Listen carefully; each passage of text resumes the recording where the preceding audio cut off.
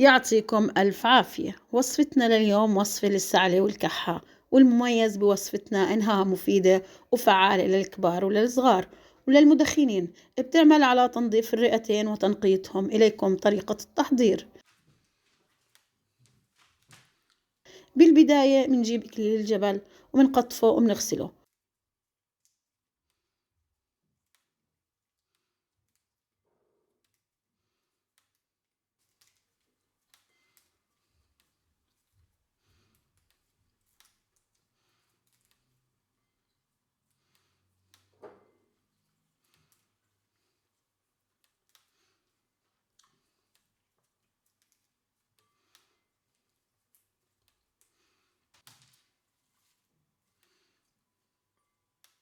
بنضيف 4 ورقات من الغار ونغسلهم كلهم سوا.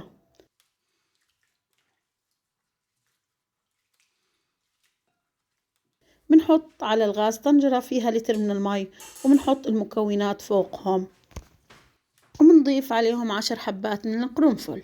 بنحطهم وبنخلطهم يغلوا كلهم سوا. بنسكر الطنجرة.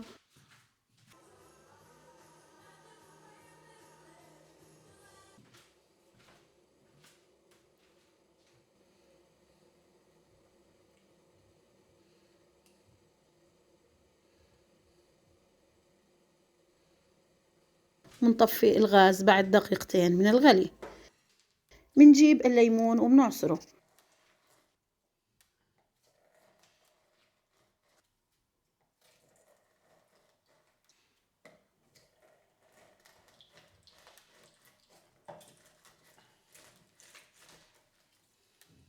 لما يبرد العصير بنضيف معلقة من العسل أو حسب الرغبة.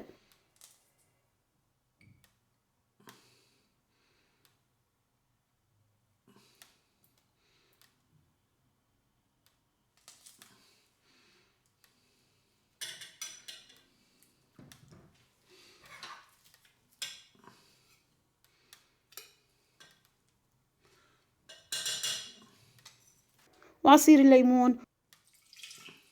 وبنسكب الخليط المغلي على المكونات وبنحركهم كتير منيح.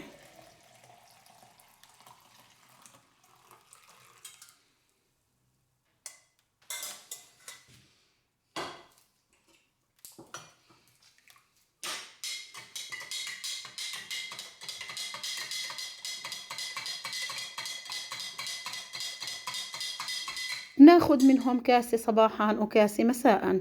وألف صحة وهنا. إذا عجبك الفيديو اضغط لايك، اشترك بالقناة وفعل الجرس ليصلك كل جديد.